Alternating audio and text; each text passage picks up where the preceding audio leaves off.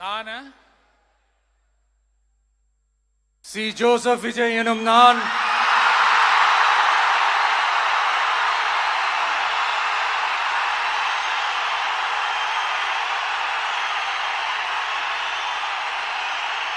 சட்டப்படி அமைக்கப்பெற்ற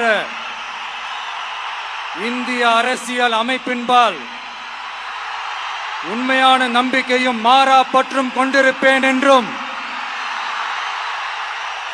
இந்திய நாட்டின் ஒப்பில்லாத முழு முதல் ஆட்சியையும் ஒருமையையும் நிலை நிறுத்துவேன் என்றும் தமிழ்நாட்டு அரசின் முதலமைச்சராக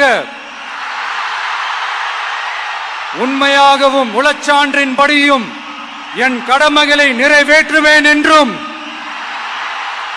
அரசியல் அமைப்பிற்கும் சட்டத்திற்கும் இணங்க அச்சமும் ஒருதலை சார்பும் இன்றி விருப்பு வெறுப்பை விலக்கி பலதரப்பட்ட மக்கள் அனைவருக்கும் நேர்மையானதை செய்வேன் என்றும் ஆண்டவன் மீது ஆணையிட்டு உறுதிமொழிகிறேன்.